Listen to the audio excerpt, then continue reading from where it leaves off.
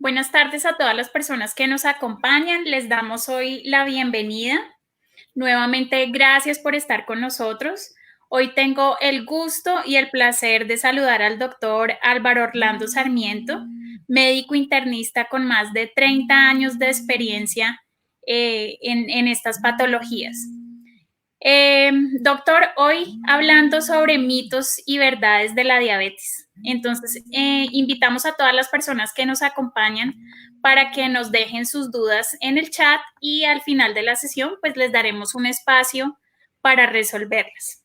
Entonces, Doc, bienvenido. Pues doctora Laura y todo el grupo de Famisanar y obviamente las personas que atienden este conversatorio, muy buenas tardes y muchísimas gracias por la invitación a participar en este conversatorio. Esperamos que el tema sea atractivo y esperamos que podamos dar alguna luz alrededor de todas las preguntas o inquietudes que se tengan en la tarde de hoy. Muchas gracias. Así es, Doc. Este es un tema muy común y muy importante. En las estadísticas, 1 de cada 11 personas en el mundo sufre de diabetes, lo que nos lleva actualmente a tener 422 millones de personas alrededor del mundo con este problema. Ajá. ¿Nos puedes hacer una contextualización de este tema?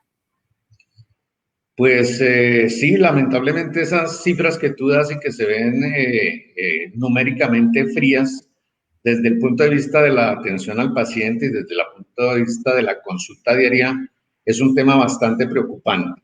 En primer lugar, porque sí ha aumentado definitivamente la incidencia de nuevos casos de diabetes.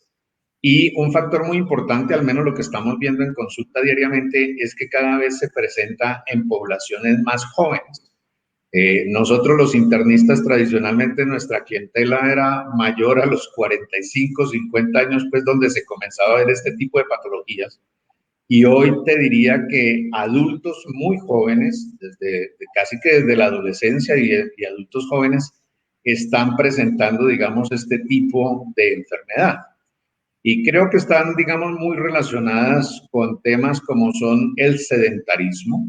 Lamentablemente, digamos, las computadoras, el teléfono celular, el televisor, ha hecho que muchas personas tengan cada vez más una vida sedentaria.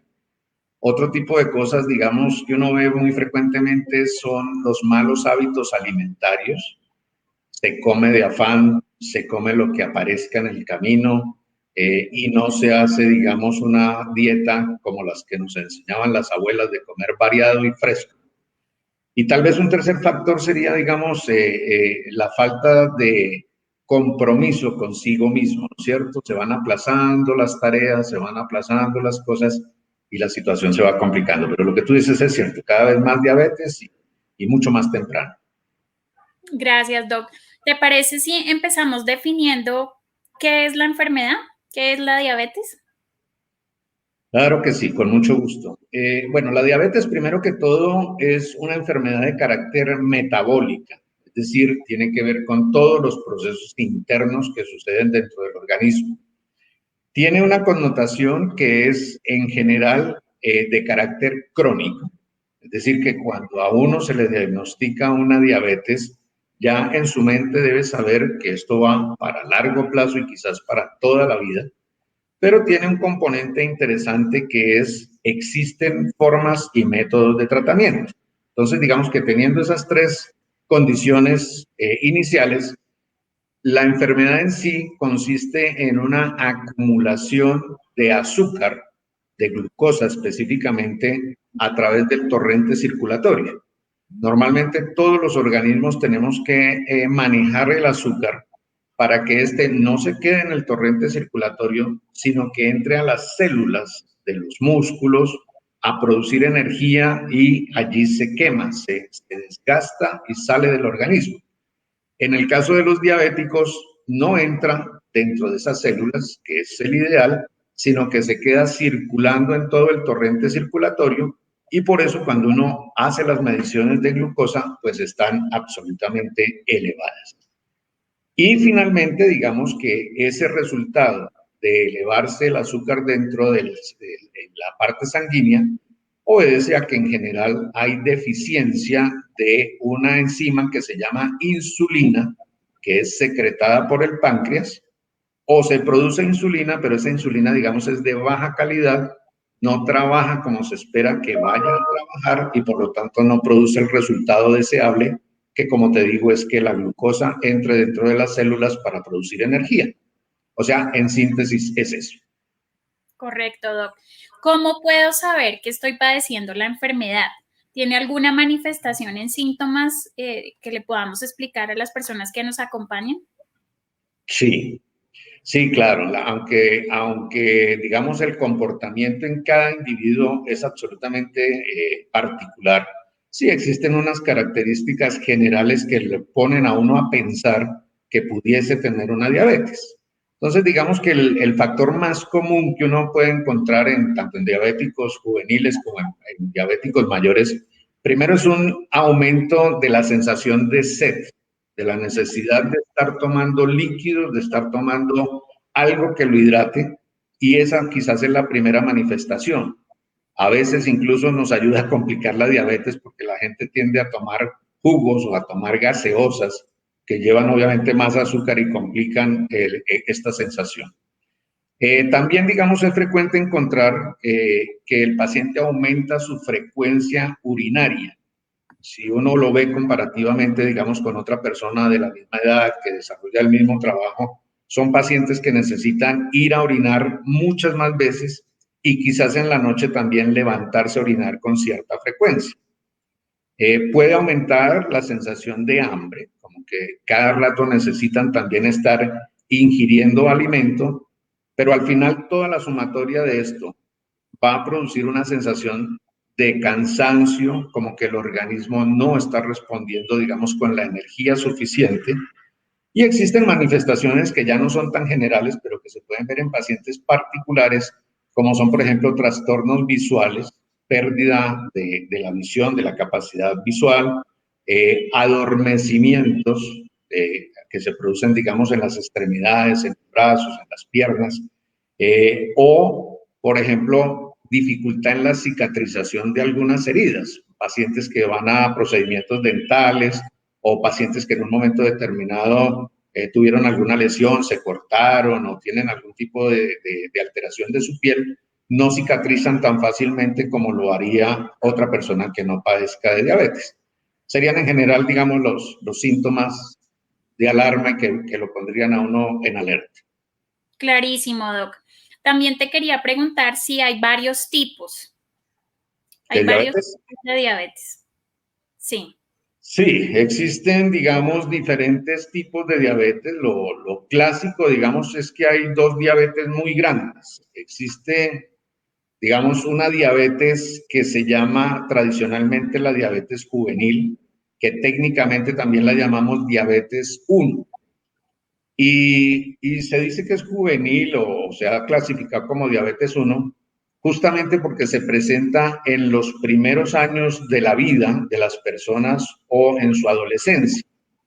Y esto sucede porque, digamos, esta diabetes, que al final, como la diabetes 2, es una carencia de insulina, tiene una particularidad y es que aparece muy temprano en la vida porque obedece a algo que se comporta como una enfermedad autoinmune. El sistema inmune está hecho para defender a las personas de agentes externos, de virus, de bacterias, y por alguna razón, que no sabemos todavía si es genética, parece que hay un factor genético, parece que hay una causa viral que desencadena el problema, pero no hay algo marcado, ese sistema inmune se activa y se pone en contra del páncreas, específicamente de las células beta del páncreas, que son las que producen insulina, y para decirlo, digamos, en términos fáciles, funden ese páncreas. Por lo tanto, el páncreas no puede producir insulina y al no producir insulina deja el azúcar libre en la sangre. Entonces, esa es la diabetes tipo 1, generalmente, como les digo, en adultos jóvenes, en adolescentes o en niños. Y como se acabó el páncreas, porque se funde por esto que estamos hablando, digamos que estos pacientes necesariamente van a tener que consumir insulina toda su vida. El otro gran grupo es lo que se llama la diabetes tipo 2. La diabetes tipo 2 la llamábamos tradicionalmente también la diabetes del adulto y es la que se va adquiriendo a través del tiempo. Esta tiene un poquito de diferencia con la otra en el sentido de que a pesar de que el páncreas está funcionando, pueden existir dos modalidades, digamos, que nos llevan a la diabetes en ese aspecto.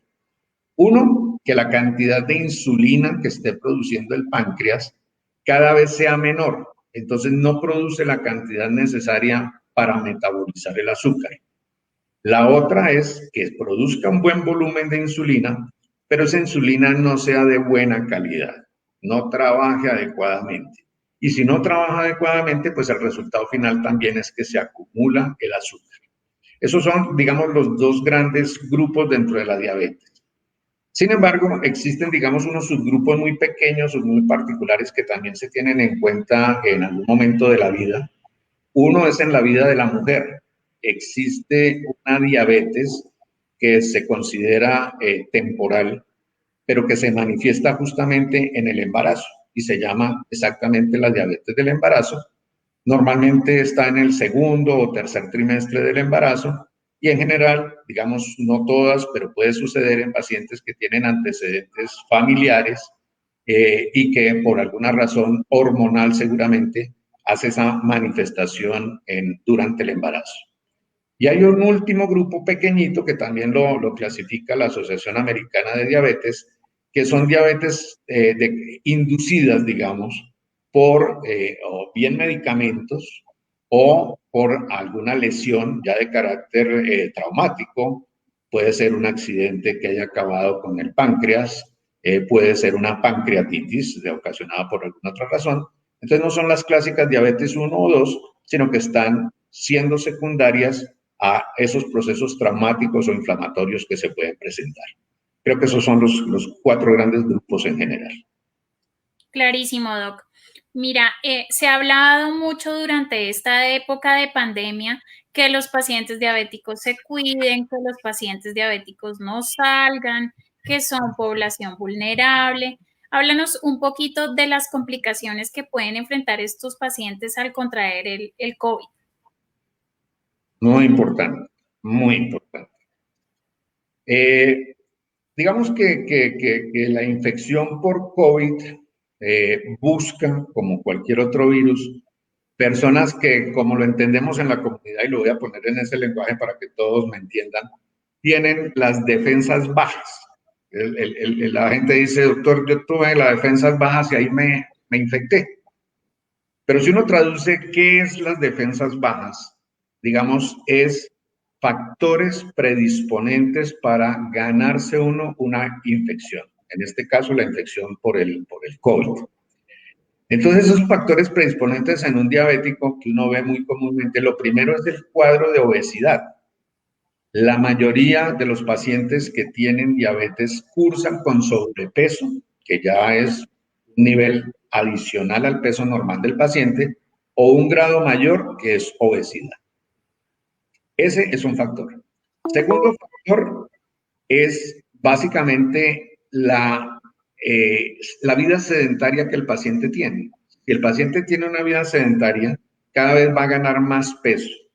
Y esos dos factores hacen que en un momento determinado el organismo tenga dentro de sí lo que nosotros conocemos como un proceso inflamatorio. Proceso inflamatorio a ese sobrepeso y a esa pasividad, digamos, que el paciente tiene. Como la infección por COVID, lo que desarrolla o lo que desencadena dentro del organismo es un aumento justamente de un proceso inflamatorio que tiene que ver con muchos órganos, inicialmente con vía respiratoria alta, posteriormente con el pulmón, y de ahí pueden involucrarse muchos órganos. Justamente el paciente diabético tiene ese terreno abonado y de hecho ya está gastando su energía tratando de controlar el sobrepeso, la diabetes, el sedentarismo, y se le agrega un elemento adicional que es el virus, por lo cual lo va a encontrar débil, con bajas defensas y que va a complicar el cuadro. Si lamentablemente, digamos, estos pacientes lo adquieren y progresa su enfermedad, ya entran muchos factores adicionales, digamos, a competir ahí.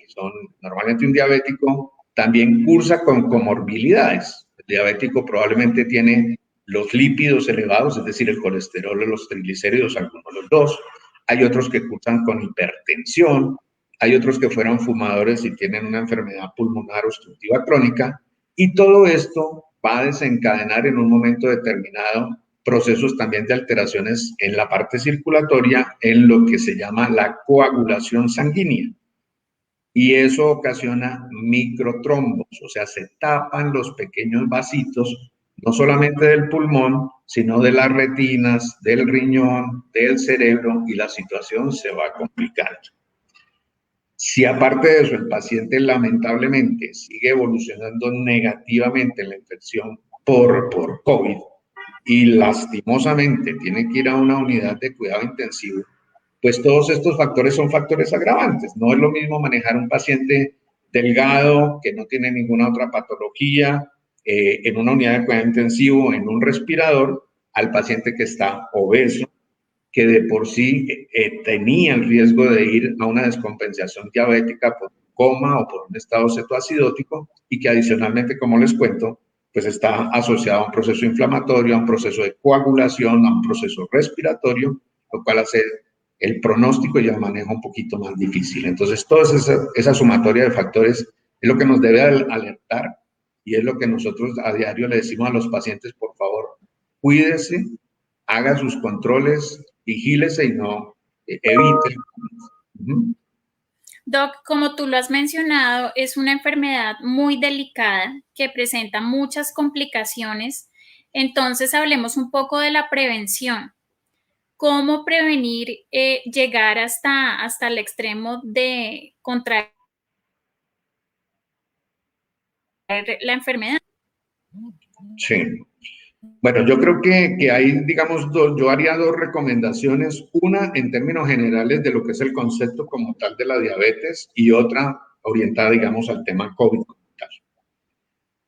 Yo creo, y se lo digo a mis pacientes todos los días, la enfermedad de la diabetes tenemos que entenderla, y lo hemos dicho, como un proceso de carácter crónico y que seguramente nos va a durar toda la vida. Entonces, yo como paciente afectado por una diabetes, tengo que hacer un compromiso de por vida que renuevo en el día a día. Perdónenme que use un ejemplo como el que hacen los alcohólicos anónimos. Los alcohólicos anónimos todos los días dicen: por hoy no voy a tomar traguito, no voy a tomar licor. Ese mismo compromiso de la renovación del día a día sería lo que un paciente diabético tendría que hacer todos los días de su vida. O sea, por hoy voy a caminar por lo menos 30 minutos diarios, voy a hacer algún tipo de ejercicio para quemar calorías, mínimo 30 minutos diarios. Por hoy me voy a cuidar en los alimentos que no debo consumir, voy a consumir lo que puedo ingerir, que no tenga que ver con dulces, que no tenga que ver con harinas, que no tenga que ver con gaseosas, ¿cierto? Por hoy me voy a aplicar mi insulina, o me voy a tomar el medicamento oral con el cual me están manejando, porque de eso depende mi vida. Ese es mi regulador de corriente permanentemente para no recaer. Por hoy voy a hacer los exámenes de control que me pidieron el médico o el grupo que me está tratando. Voy a ir a mis controles, y esa es mi disciplina del día a día. Entonces es un compromiso de largo tiempo, pero con una renovación personal diaria. Orientado al tema de COVID, si ya entendemos, digamos, de que el COVID es un agresor bastante importante y bastante crítico para un paciente con diabetes, pues tengo también que cuidarme y hacer que los demás me cuiden. Yo, como paciente, tengo que asumir el cuidado que nos han dicho a través de la radio, de la televisión, el ministerio, Famisanar y todas las EPS, de tener un aislamiento, de usar mi tapabocas cuando voy a estar con alguien más, de un lavado frecuente de las manos para no infectarme, y así como yo lo utilizo, exigirle a las personas que están en mi entorno que lo hagan. Porque lamentablemente uno ve que hay pacientes, y sobre todo pacientes mayores, que están en su casa y de pronto llevan esta disciplina, pero viene la gente de su familia que está en la calle, que necesariamente obviamente tienen que salir a trabajar, a buscar el pan de cada día, y en el regreso a la casa es cuando no se cuidan. Entonces, ahí ese punto es muy importante porque pueden traer un regalito de la calle que se llama COVID y entregárselo a quien está muy tranquilo y cuidándose en casa. Entonces, a este que llega de la calle, por favor, igual, lavarse las manos, si es posible lavarse, bañarse totalmente, cambiarse de ropas, etcétera, antes de entrar en el contacto con estos pacientes que están en su casa. Si el paciente diabético finalmente no está confinado en casa, tiene que salir a trabajar o tiene que salir a labores de mercado, de una farmacia, etcétera, pues reitero, hacerlo con todas las condiciones de prevención, de cuidado, ya que todo el mundo alrededor es sospechoso de que tenga COVID hasta que no se demuestre lo contrario. Y tal vez una cosa final que me gustaría comentar, y ahora más que viene la época de Navidad, es el apellido no confiere inmunidad, o sea, no previene que uno no se contagie de COVID. ¿Y qué quiero decir con esto? Que hay 5 hijos con apellido Sarmiento, me voy a poner de ejemplo. Hay 5 hijos con apellido Sarmiento, pero el uno vive en Girardot, el otro vive en Usaquén, el otro vive en el Restrepo, el otro es el que recibe la visita, y como somos los Sarmientos, nos reunimos todos a celebrar un cumpleaños, a celebrar una cena, y como somos los Sarmiento, no nos ponemos el tapabocas, nos abrazamos, etcétera, etcétera. No, eso no da inmunidad, porque el uno viene, como digo, de una región diferente, de una casa diferente, de un espacio diferente, y nos trae el virus y nos contaminamos todos. Entonces, nos queremos mucho, pero tenemos que cuidarnos y tratarnos, en ese caso, como extraños, con toda la vigilancia y con todo el control que se requiere. Así es, Doc. Y tampoco nos salva el no tener fiebre, ¿no? Porque puede estar asintomático o a veces dicen, no, yo voy tranquilo porque no tengo tos, pues puede que no tenga tos, pero esté contagiado. Exactamente. Puede estar comenzando y hasta ahí no tener ningún síntoma, pero ya está regalando el virus a diestra y siniestra. Totalmente de acuerdo. Qué recomendación tan importante. Para las personas que nos están acompañando, les vamos a dejar información importante sobre este tema en el blog para que lo puedan consultar. Doc, mira, hablemos sobre la prevención. ¿Cómo hacemos para no llegar a ser diabéticos? ¿Cuál es la prevención que tenemos que tener en cuenta? Bueno, muy bien. Yo creo que la prevención comienza desde casa y comienza en una edad muy temprana. La recomendación es para todos, valga la pena decirlo, pero particularmente para quienes han tenido ya antecedentes de pacientes diabéticos en su familia, porque obviamente hay un factor genético predisponente, pero repito, las recomendaciones serán para toda la población. Entonces, lo primero es aprender desde que estamos criando al niño a alimentarlo en una forma correcta. En nuestra cultura, lamentablemente, a veces nos encantan los niños gordos. Entre más gordito sea el niño, entendemos que está más sano. Sí. Y resulta que eso no necesariamente es cierto. A veces lo estamos llenando de harinas, de sopas, de gaseosas, de paquetes, y el niño está gordito, pero no está sano. Entonces, es aprender a comer cosas que realmente podamos comer. ¿Qué es lo que se recomienda? Una dieta sana, balanceada, a base de proteínas, a base de frutas, a base de verduras, a base de agua. La bebida natural de cualquier individuo debe ser agua o limonada, pues sin azúcar. Entonces, eso es importante.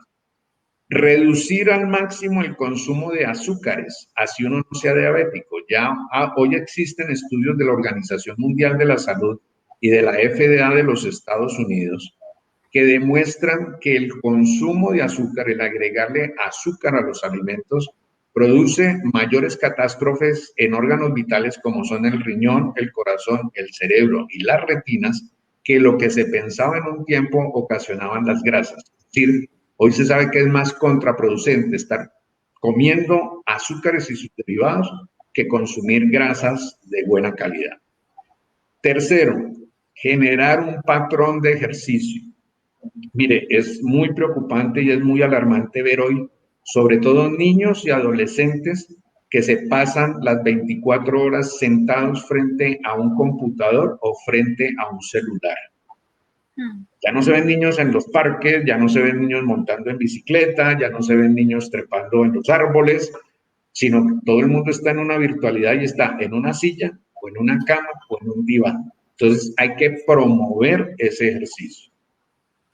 Adicionalmente, digamos que los latinoamericanos y particularmente los colombianos somos bombardeados siempre por dos alimentos que uno tiene que ser consciente de que tiene que balancear. Uno, los paquetes, todo lo que tiene que ver con empaquetados. Y dos, con harinas. Yo en mi consulta le digo a los pacientes, mire, a todo colombiano nos dan primero una sopa, que es harina. Y adicionalmente en el sequito nos ofrecen 2 o 3 harinas. Entonces el arrocito que no falta, la papita que no falta, el platanito, la yuquita, etc. Entonces hay que escoger una, no es que no comamos harina, sí hay que comer harinas, si son ricas y nos gustan, pero escojamos una, no 2, 3 y 4 harinas al tiempo. Y lo otro es estar en chequeo, ¿no es cierto? Digamos, preventivamente siempre la medicina debe tender a ser más preventiva que curativa. Entonces, la invitación es que aunque nos sintamos bien, aunque no tengamos una queja particular, por lo menos una vez al año, cada 2 años, pues para el sano, hagamos un control médico, revisémonos y hagámonos unos exámenes base para evitar llegar a estas diabetes que son tan trágicas en alguna forma.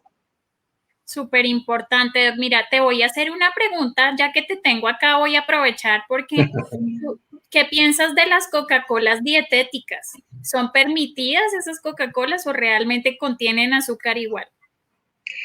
Mira, lo que se ha visto es, a pesar de que, entre comillas, hay gaseosas diet, a pesar de que hay pastelería diet, a pesar de que es en teoría bueno tomar jugos de frutas, todo esto al final el organismo lo asimila en una forma muy rápida y él lo interpreta como un azúcar común y corriente, como sacarosa. Y definitivamente tienen otros componentes. Por ejemplo, la fruta no es sacarosa, es fructuosa. Pero cuando entra así al organismo, el hígado la capta absolutamente toda y se traduce en hiperglicemias. Entonces, estas gaseosas diet o estos pastelitos y esta pastelería de carácter dietético no son aconsejables. Si alguien las consume, vuelvo y repito, debería ser en una porción pequeña, una sola unidad, ¿cierto? Pero no que porque es diet me va a tomar 3 Coca-Colas o cualquier marca que sea gaseosa, o porque son pastelitos diet me va a comer 4 pastelitos, ¿cierto? O me va a tomar 3 jugos de fruta. La recomendación es, si es fruta, cómase la fruta entera. Evite frutas que son absolutamente dulces, como un banano, como una mandarina, como una naranja. Coma más frutas neutras, como un melón, por ejemplo. Y lo que te digo, gaseosas y pastelería, entre menos tomes eso, mejor. La bebida natural es agua o agua con limón. Súper, Doc, tenía esa duda porque ahora todo es dietético, ¿no? Te venden, como tú dices, galletas dietéticas, gaseosas dietéticas, mejor dicho, absolutamente todo. Entonces, pues, ¿qué tan sano es de verdad hacer caso a eso que supuestamente no contiene azúcar, ¿no? Muy importante esa recomendación. Bueno, Doc, vamos a darle la oportunidad a las personas que nos acompañan porque hay muchísimas preguntas. Con mucho Mira, gusto. muchas gracias, Doc. Nos dicen que si existe alguna relación entre la hipoglicemia y la diabetes. Oh, sí, claro. Claro que sí. Digamos que hay 2 puntos, por lo menos, que vienen a mi cabeza en este momento, en los cuales se puede ver la hipoglicemia.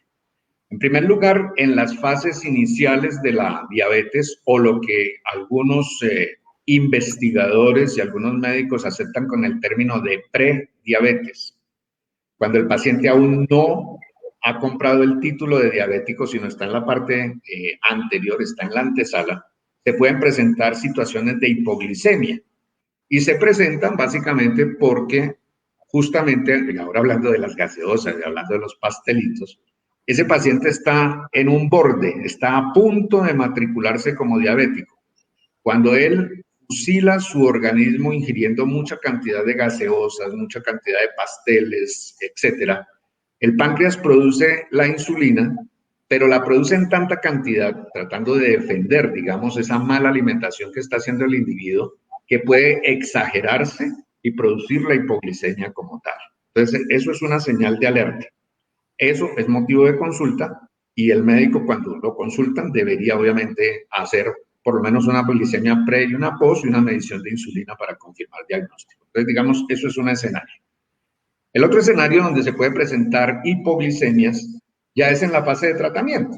Entonces, digamos que los pacientes, una vez matriculados en el tema de la diabetes, pueden recibir tratamiento o bien sea con insulinas o bien sean con hipoglicemiantes orales de diferentes categorías, hay diferentes familias de medicamentos, y si se va en algún exceso el medicamento o si el paciente utiliza la dosis adecuada pero no come, ¿cierto? Muchas veces se ponen la insulina pero no reciben el alimento, puede desencadenar una hipoglicemia.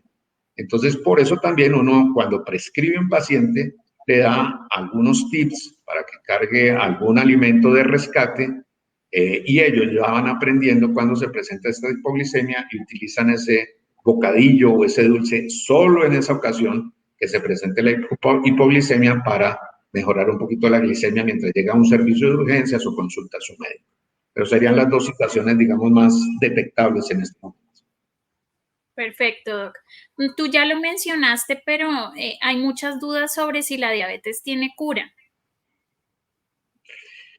La diabetes en general no tiene cura, se controla.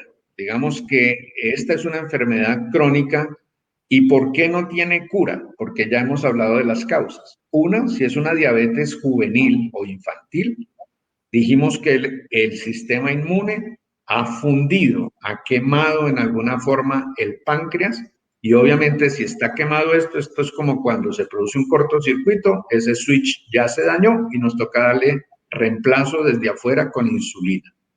Y si es un paciente adulto, decíamos, la insulina o no se produce en la cantidad suficiente porque también las células del páncreas se han agotado, o se produce pero en una mala calidad.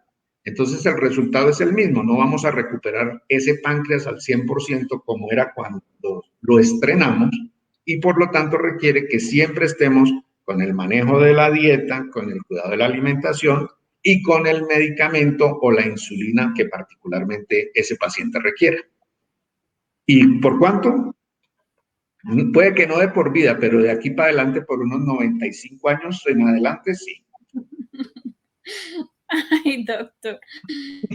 No, bueno, mira, tú también lo mencionaste, pero es importante dejar claridad que así no existan antecedentes, cualquier persona está en riesgo de ser diabético, de enfermarse, ¿no?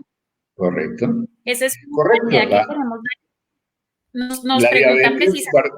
La diabetes guardada en las proporciones es como tener hipertensión o es como tener un cáncer. Todos estamos vivos y todos tenemos la posibilidad de que en algún momento determinado cualquiera de estas enfermedades, una diabetes, un cáncer, una hipertensión, se manifieste. Hay unos que tienen mayor chance porque han tenido antecedentes familiares, porque son obesos, etcétera, pero el hecho de que no hayan tenido antecedentes familiares o que no sean obesos no quiere decir que cualquier individuo no tenga el riesgo de ser diabético. Cualquiera podemos ser y por eso nos toca cuidarnos. Doc, mira, también nos preguntan que si es recomendable cambiar el azúcar por stevia o edulcorantes artificiales. Sí, está probado. Yo en general a mis pacientes les doy las dos opciones. Trato de recomendarles de que no utilicen azúcar. Yo creo que el azúcar como tal es una costumbre que hemos adquirido y que si uno aprende a consumir los alimentos sin azúcar, va a ser fácil, pero para algunas personas les cuesta trabajo y no le encuentran el sabor a ese alimento, entonces estos sustitutos como stevia pueden ser una alternativa adecuada. No olvidemos que son productos químicos, ¿no? Que es otra cosa. Entonces también algunos que leen bastante al doctor Google o que leen en internet se preocupan porque obviamente tienen una síntesis química, son sintetizados y eso pues es un factor también de alerta, pero como sustitutos del azúcar pueden ser una alternativa. Doc, mira, nos preguntan que si yo sufro de diabetes gestacional, ¿mi hijo puede nacer diabético? No necesariamente, digamos que el riesgo es absolutamente bajo, no podemos decir al 100% que no, pero si ponemos en una escala de 1 a 10, el riesgo sería de entre 1 y 2, digamos es el 80% de posibilidades es de que no lo sea. Y básicamente la razón es porque la manifestación de la diabetes gestacional se produce como resultado de unos cambios hormonales en el organismo de la mujer que necesariamente no tienen que ver con un factor genético. Como les decía, se presenta en el segundo o tercer trimestre de la gestación, lo cual indica de que el niño, digamos, ya se ha formado, ya se han desarrollado sus órganos, así que la posibilidad, digamos, de adquirirla como tal es un índice absolutamente bajo.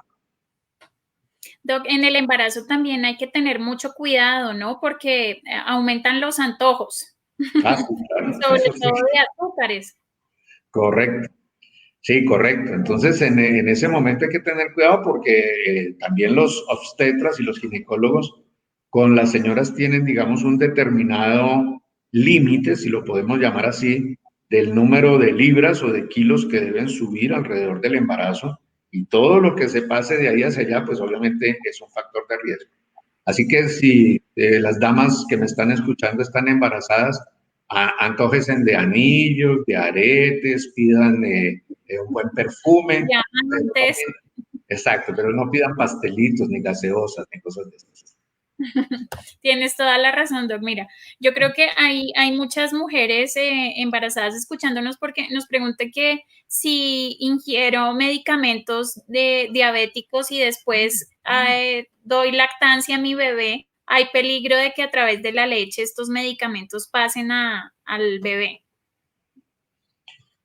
Digamos que la insulina como tal no tiene, digamos, un riesgo mayor, hay que dosificarla adecuadamente, pero la insulina es un homólogo de la insulina que internamente produce el organismo.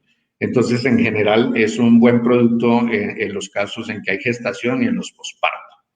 Desde el punto de vista ya de medicamentos orales, hay diferentes categorías. Digamos que ahí sí se tendría que ver para cada paciente y dependiendo de cada medicamento, ¿qué se hace con eso? Hay algunos que están permitidos, se pueden administrar durante el embarazo y durante el puerperio, o sea, el periodo posterior al nacimiento del bebé, pero igual que en hipertensión o igual que en hipotiroidismo, en algunos pacientes es necesario cambiar, digamos, de marca, de producto, de sustancia hacia otra que se pueda utilizar, pero digamos, el tratamiento de todas formas se debe seguir y es una decisión entre médico y paciente dependiendo de qué está tomando, qué sustancia está tomando la paciente y de si esto afecta o no en un momento determinado a la madre o al niño. Correcto. Mira, también nos preguntan que si existe alguna relación o que si puede aumentar el riesgo de infarto en los pacientes diabéticos. Claro que sí. Cuando hablé hace un ratico ya del proceso inflamatorio que cursa dentro del organismo de los pacientes con diabetes, digamos que hay un factor común para muchas patologías crónicas. La recubierta interna de los vasos sanguíneos tiene una capa que se conoce técnicamente como endotelio. El endotelio es como la pintura, si ustedes se imaginan la pared de su casa o de la sala en que están en este momento, ese revestimiento de la pared es el revestimiento que nosotros tenemos dentro de nuestros vasos sanguíneos, se llama endotelio. Entonces, cuando hay procesos inflamatorios de carácter crónico o agudo, sobre todo los crónicos como la diabetes, la hipertensión, la obesidad y el hipotiroidismo, ese endotelio se engruesa y muchas veces también se despule, se descascara de estos vasos y eso puede producir dos cosas. Por un lado, al inflamarse y al descascararse, puede producir trastornos circulatorios y disminución, obviamente, de la velocidad sanguínea a través de esos vasos, como un ejemplo general. Entonces, eso produciría el que a nivel de corazón, a nivel de riñón y a nivel de retina o cerebro, que son pequeños vasos, tuviésemos complicaciones de carácter cardiovascular en esos órganos derivados de ese proceso inflamatorio y unidos al endotelio, que es el órgano, digamos, que está presente en todos estos sistemas. Sí, hay complicación. No hay complicación. Mira, Doc, esta es una pregunta, hay muchos mitos alrededor de esto, ¿no? Nos dicen que si las cirugías estéticas para la obesidad pueden tener algo de referencia con curar la diabetes. Digamos que las cirugías estéticas y más que las estéticas, las cirugías funcionales, son por ejemplo las cirugías bariátricas para poder reducir el peso de los individuos, claro que en alguna forma ayudan, colaboran, digamos, facilitan el control de determinados pacientes. No todos los pacientes son candidatos a este tipo de cirugías, pero digamos, evaluando caso por caso, quien la requiera y quien la tenga que practicar y utilizar, le va a ir bien, pero repito, no se va a curar de la diabetes. Volvemos a la misma teoría, le va a ayudar, porque obviamente va a bajar de peso, se va a poder hacer ejercicio más fácilmente, seguramente va a tomar más autoconciencia de su cuidado y de su enfermedad, pero finalmente arriba el páncreas está trabajando inadecuadamente y vamos a tener que ayudarles de una u otra forma. Entonces es un factor coayudante, pero no definitivo, ni de curación. Correcto. Doc, mira, nos preguntan sobre los avances en trasplante de páncreas, que si nos puedes hablar un poco del tema. Sí, hasta donde conozco por publicaciones, porque esto ya es terreno básicamente de los cirujanos y cirujanos de trasplantes, se han realizado. Lo que pasa es que trasplantar el páncreas, así como intervenirlo cuando hay tumores y este tipo de lesiones, no es tan fácil. Digamos, es uno de los órganos más difíciles de trabajar dentro del organismo humano, por dos razones. Primero, porque es un órgano muy friable. Muy friable quiere decir Delicado. delicado, esa es la palabra. Gracias, doctora Laura, esa es la palabra. Entonces, hay que manipularlo con supremo cuidado. Segundo, siempre está abrazando la segunda porción del intestino, entonces puede haber complicaciones cuando se trata de trabajar con este órgano. Y por lo tanto, también, si se va a instalar un páncreas nuevo, que no necesariamente hay que colocarlo en la misma posición, se coloca en otro sector del abdomen, esa manipulación y ese trabajo que implica no es tan grato, no es tan fácilmente obtenible el resultado positivo, porque por la manipulación misma se puede inflamar, se puede sobreactuar, puede que no pegue, entre comillas, el trasplante hecho, y entonces la bondad como tal del trasplante que se hace y que se pueden hacer no es tan frecuente como se hace hoy un trasplante de corazón o se hace un trasplante de pulmón. Es básicamente la delicadez en la manipulación y en la instalación de ese nuevo páncreas. Pero existe esa posibilidad. Correcto. Doc, mira, yo creo que ya para ir cerrando esta charla tan interesante, me parece bueno que dejemos dos aspectos aquí para resaltar. Uno, la prevención, es decir, las personas que aún no han sufrido la enfermedad, y dos, las personas que ya la padecen, cómo pueden controlarla. Entonces, si quieres, te doy este último espacio para que nos hagas como un resumen sobre esos dos aspectos tan importantes y que las personas que nos están escuchando se lo lleven ahí en su corazón. Ok. Comenzaría por la última parte. Tal vez las personas que ya tienen la enfermedad yo les diría, mire, lo más importante es tomar conciencia de que esto es una enfermedad crónica, es una enfermedad permanente y que los consejos de la amiga, del compadre, del tegua, etcétera, no le van a resolver el problema. Es mejor que haga un autocompromiso, entienda y acepte la situación médica que tiene y acuda permanentemente a sus exámenes médicos y a su control con su médico tratante. No existen días de descanso para los tratamientos ni para la actividad. Vuelvo y repito, se avecina diciembre. Y en diciembre y enero es cuando tenemos más pacientes descompensados, porque piensan que estamos en diciembre, estamos en vacaciones, todo es permitido, en enero vuelvo a tomarme la medicación y no es así. Yo les digo a mis pacientes, la medicación y el ejercicio y la dieta es como su estabilizador de corriente para el computador. No se lo puede quitar ningún día. El computador no entiende que hoy es domingo o que fulanita está de cumpleaños o que es 24 de diciembre. Si usted le quita el estabilizador de corriente al computador, lo quema. Así le pasa al diabético. Si yo no hago mi ejercicio, si yo no llevo mi dieta, si yo no me tomo la medicación o me pongo la insulina, ese día estoy jugando a la ruleta rusa y me voy a quemar. Entonces, esa recomendación para los que ya tienen el diagnóstico y están en tratamiento. Para los que no lo tienen, y ahí digamos que el mensaje realmente es para toda la familia, lo había dicho hace un rato, desde pequeños aprendamos a comer bien, a hacer ejercicio, olvidémonos de la vida sedentaria y hagamos controles periódicos con el médico, con el pediatra, con quien corresponda, dependiendo de la edad, para asegurarnos de que no tenemos problema de salud.